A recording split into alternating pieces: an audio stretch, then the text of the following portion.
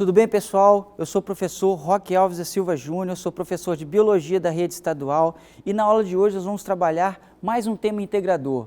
Um tema integrador, para você que não sabe, é aquele tema que engloba vários tipos de disciplinas trabalhadas em sala de aula. E na aula de hoje nós vamos trabalhar um tema integrador muito importante dentro da área de educação ambiental, que é a recuperação de nascentes do Espírito Santo através do reflorestamento.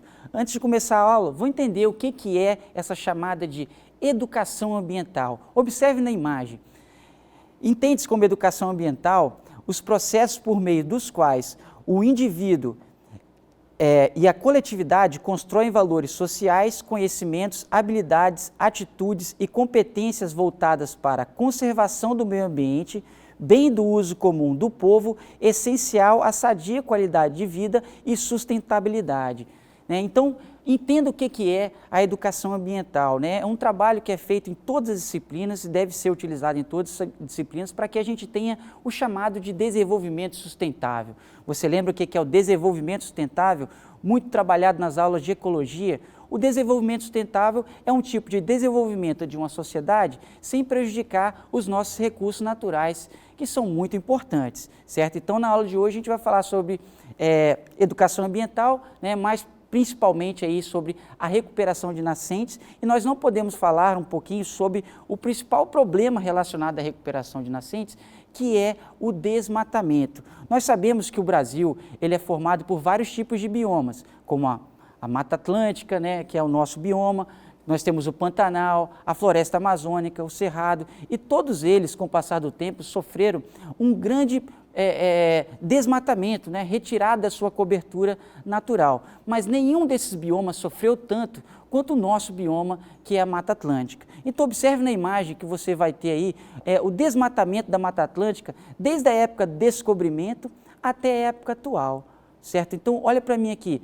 acredita-se que hoje temos apenas 12% da nossa vegetação original, certo? Dessa Mata Atlântica, dessa vegetação tão importante. Tudo bem? Então vamos entender agora como que aconteceu esse processo de destruição da Mata Atlântica, olhando alguns aspectos históricos, falando um pouquinho sobre os ciclos econômicos que resultaram na destruição da Mata Atlântica. O primeiro que eu vou apresentar para vocês, que vocês estão vendo na primeira imagem aí, é o ciclo do pau-brasil. Olha para cá, o pau-brasil foi muito utilizado na época da colonização portuguesa para tingir as roupas. Então, ele tem uma substância de cor vermelha que era utilizada para tingir as roupas, principalmente da população mais nobre de Portugal. Por isso que ele foi extraído em grande quantidade aqui da nossa vegetação, da Mata Atlântica. Ok? O segundo, observe na imagem, nós temos aqui o ciclo econômico da cana-de-açúcar.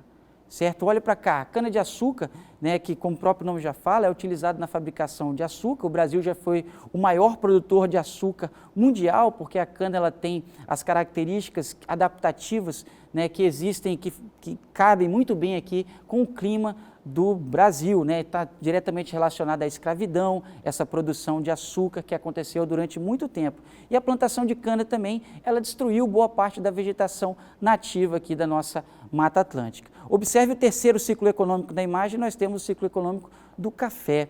Olha para cá, hoje em dia o Brasil é o maior produtor mundial de café. Ainda, então esse ciclo ainda continua, e até hoje um dos principais responsáveis pela destruição da Mata Atlântica é o café. Lógico que o café tem uma importância econômica muito grande na geração de riqueza, geração de emprego, mas não há como negar essa substituição da floresta nativa pelas plantações de café que ocorrem até hoje. E o último ciclo econômico, vamos observar, é o ciclo do ouro, certo? Então, olha para cá, através do garimpo, a nossa Mata Atlântica ela foi extremamente danificada, que para a produção e extração do ouro, nós precisamos de fazer buracos enormes, utilizar mercúrio, que são substâncias que poluem o ambiente, e também pode prejudicar graves problemas ao sistema nervoso dos seres vivos que entram em contato com essa substância, ok? Então, observe na imagem aí, que hoje em dia os maiores responsáveis pela destruição da Mata Atlântica são o agronegócio e a urbanização. E são várias consequências relacionadas a essa destruição, vários impactos gerados pelo desmatamento, certo? Então nós vamos falar um pouquinho agora sobre um dos principais impactos gerados por esse desmatamento, como que o desmatamento ele pode afetar a nossa qualidade de vida, né? Então, o primeiro aspecto, vamos analisar aí na imagem, nós temos a perda da biodiversidade. E na imagem você percebe um animal típico aí da nossa Mata Atlântica. Olha para cá, tem muita gente que acha bonito ver uma onça pintada, né? Animais enormes sendo encontrados na floresta amazônica, no cerrado, mas nós temos uma onça aqui, um animal felinos de grande porte, animais extremamente raros, como você viu aqui, né? Que é a onça parda, encontrado nas reservas de Linhares, encontrados em Domingos Martins, também encontrado na região de Santa Teresa. Então, nessa vegetação típica do Espírito Santo,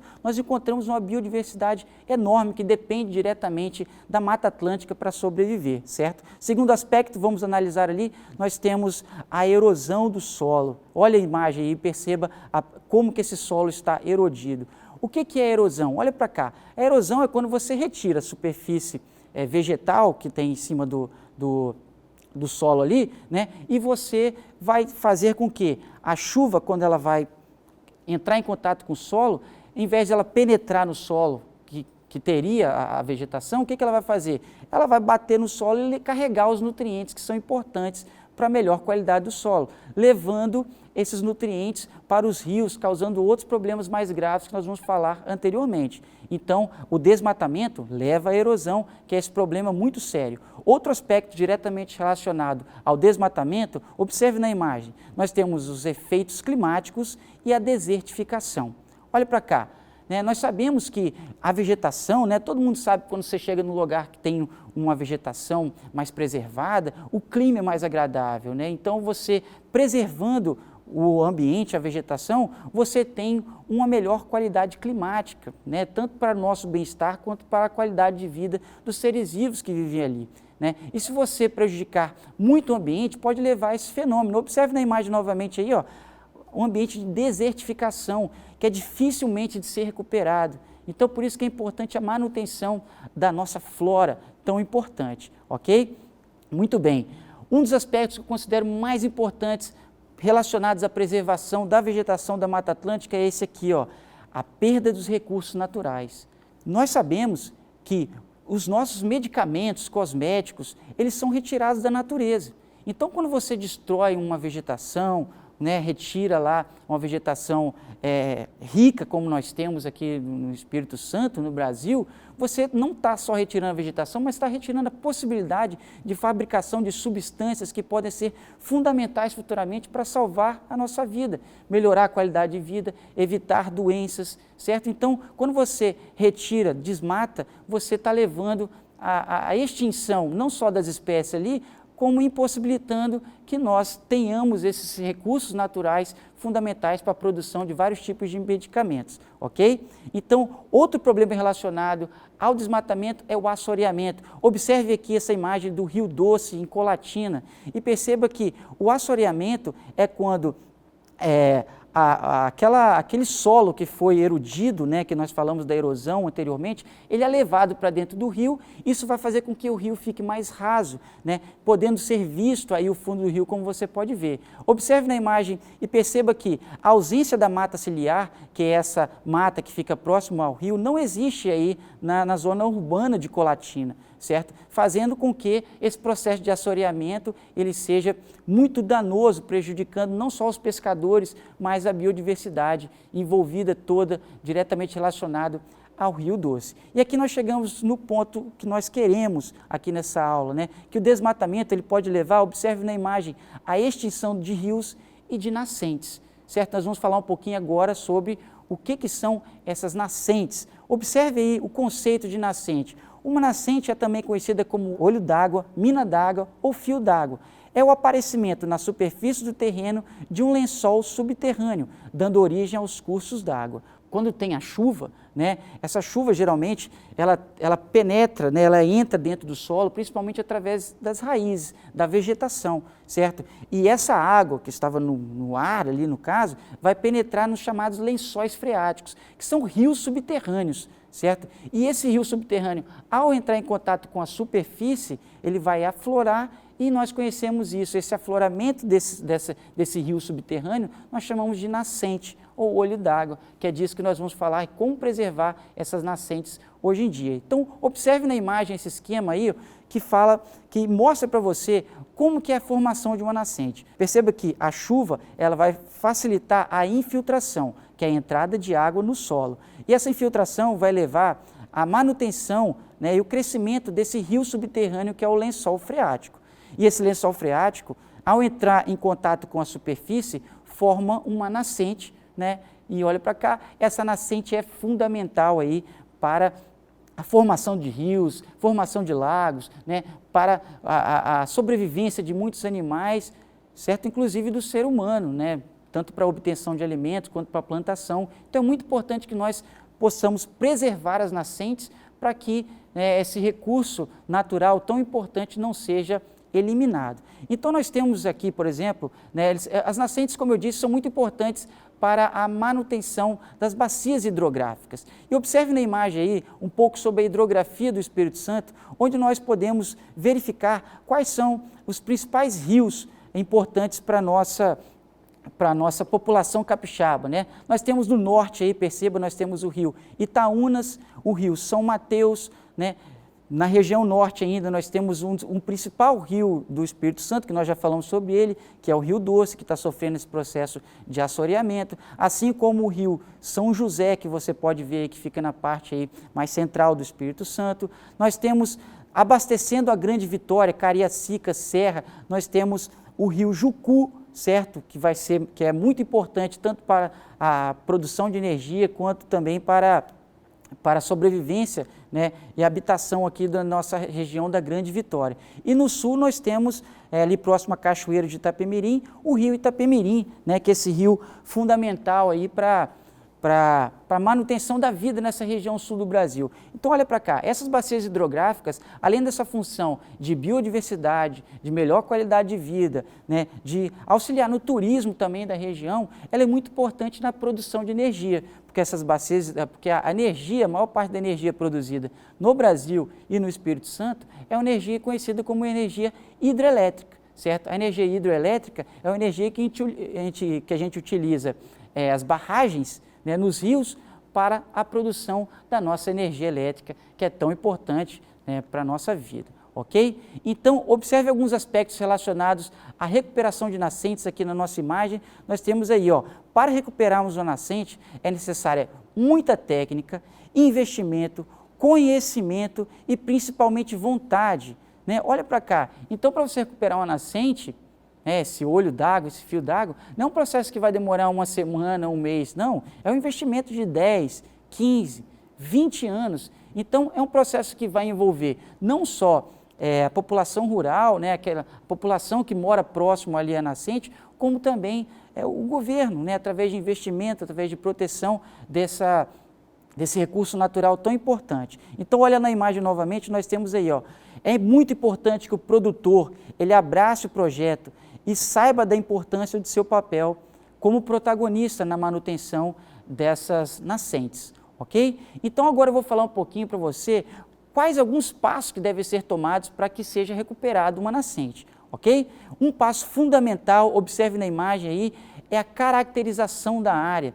Nós temos aqui no Espírito Santo vários tipos de climas, vários tipos de altitudes, vários tipos de umidades, vários tipos de solo. Então olha para cá, então o processo de recuperação de nascente que você vai fazer em Santa Teresa não vai ser o mesmo que você vai fazer em Itaúnas, por exemplo, né? Porque é um tipo de vegetação completamente diferente, então você vai ter que utilizar espécies de plantas, né, para recuperar a vegetação, para a manutenção daquela nascente ali, completamente diferente que você utiliza em outros processos. Se você for utilizar numa região como Baixo Guandu, que é uma região muitíssimo seca, você vai precisar de um sistema de irrigação diferente que você utiliza em uma recuperação de nascente em Domingos Martins, por exemplo, que já é uma região que tem uma grande quantidade de chuva. E o solo deve ser levado em consideração também. O solo arenoso, né, é diferente, né, de um solo mais rochoso. Então você tem que analisar muito bem, caracterizar a área para que se inicie esse processo de recuperação de nascente, ok? Não menos importante, nós temos aqui, observe na imagem, o controle da área, né? O controle da área geralmente, observe aqui para mim, olha para mim aqui, ó, é feito através de mourões, né? Que são esses tocos que são enfincados, que são muito importantes para que você isole essa área, para que nenhuma pessoa, né, possa chegar lá e querer se aproveitar dessa nascente que vai estar em processo ali de recuperação, né? Então você vai fazer um plantio, como a gente vai falar daqui a pouco, e esse plantio ele não pode ser destruído, não pode ser devastado, então é muito importante que você tenha um controle dessa área, né, vigiar essa área para que você não tenha prejuízo, né, na recuperação dessa nascente que é tão importante. Ok? A próxima etapa do processo de recuperação de nascentes, nós temos, observe na imagem aí, ó, o controle de pragas, e na imagem aí nós temos uma praga, né, que é muito comum na agricultura e também na recuperação de áreas desmatadas. Que formiga é essa? Essas são as formigas cortadeiras, né? Essas formigas cortadeiras elas precisam ser controladas através de substâncias que são os formicidas. As formicidas, geralmente, é claro que é mais importante você utilizar formicidas naturais, né, sem utilizar nenhum tipo de agrotóxico químico que pode prejudicar a qualidade do solo.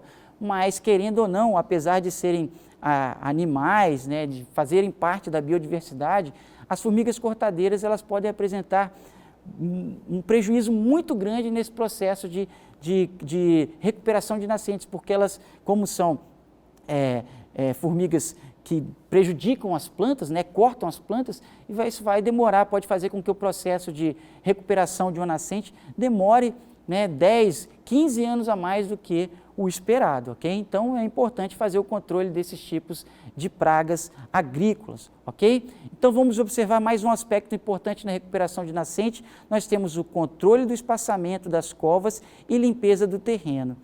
Olha para cá. Limpeza do terreno, principalmente a retirada das ervas daninhas, que são plantas que elas podem causar a morte de alguns animais que são herbívoros, né, que vão começar a habitar aquela região ali, e ao ingerir essas plantas daninhas, eles podem morrer intoxicados. As ervas daninhas são muito comuns na pecuária também, matam muitos bovinos por aí, né, mas também deve ser controlado quando a gente for fazer uma recuperação de nascentes também, uma recuperação de uma área degradada.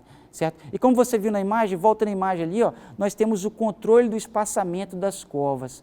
Olha para cá, o que é isso? Porque dependendo da espécie de planta que você for utilizar na recuperação de uma nascente, você tem que ter um espaçamento característico, né? Uma planta que ela vai ter um dossel muito grande, que vai ocupar uma grande área, você não pode plantar muito próximo a outra, senão você vai causar aí uma competição entre essas plantas, né, o que pode ser prejudicial para melhorar a qualidade ali dessa recuperação de nascente que nós estamos falando, certo? Então, dois aspectos foram tratados aqui agora, que é o controle do espaçamento e a limpeza do terreno, são extremamente importantes para a recuperação de uma nascente, certo?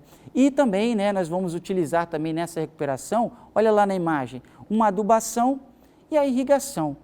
Olha para cá, é lógico, é muito importante que nós utilizamos uma adubação orgânica, né, que são aqueles restos de alimentos que são, né, deixados, jogados no lixo, geralmente, né, são levados para terrenos baldios, né, aterros sanitários. Nós podemos utilizar esses restos de alimentos consumidos pela humanidade e transformá-los através da compostagem em adubo orgânico e utilizar esse adubo orgânico na recuperação dessas nascentes que são muito importantes, ok? Então nós temos também, além da adubação, nós temos a irrigação, certo? A irrigação que geralmente pode ser feita de várias formas diferentes. Observe essa forma de irrigação na imagem, essa irrigação é conhecida como gotejamento. Olha para cá, o que é o gotejamento? Diferente da irrigação por aspersão, em que você joga aquele monte de água em cima das plantas ali, o gotejamento é um tipo de irrigação que você economiza muita água, porque o próprio nome já fala, né? Passa um caninho ali e as gotinhas vão caindo na raiz da planta, onde deve cair, né? Então, aquele outro processo de irrigação por aspersão, por exemplo, você tem um prejuízo financeiro muito grande, porque você pode desperdiçar muita água que vai ser evaporada aí no processo de insolação com o passar do tempo. Então, é muito importante que você utilize recursos naturais, economize água, já que você está fazendo um processo de recuperação para ter água, né, a recuperação da nascente, você não pode desperdiçar a água que você já tem disponível, certo? Então, nós aprendemos aqui que a recuperação de nascente é muito importante para melhorar a nossa qualidade de vida, a obtenção dos nossos alimentos, né, a obtenção dos medicamentos que nós precisamos, depende da nossa reserva florestal, né? Nós temos uma biodiversidade enorme aqui no Espírito Santo. A região de Santa Teresa, por exemplo, foi classificada como uma das regiões que tem uma das maiores biodiversidades vegetais do planeta. Então é muito importante que nós, capixabas, possamos preservar o nosso ambiente, preservar nossas florestas e preservar nossas nascentes, certo? Porque respeitar a natureza é respeitar a nossa casa, né? E a água é uma fonte muito importante de vida para o nosso planeta, ok? Eu sou o professor Roque, eu sou professor de Biologia, eu espero que você tenha gostado da aula sobre recuperação de nascente, que é mais uma aula sobre os temas integradores, tudo bem? A gente se encontra na próxima aula, até a próxima.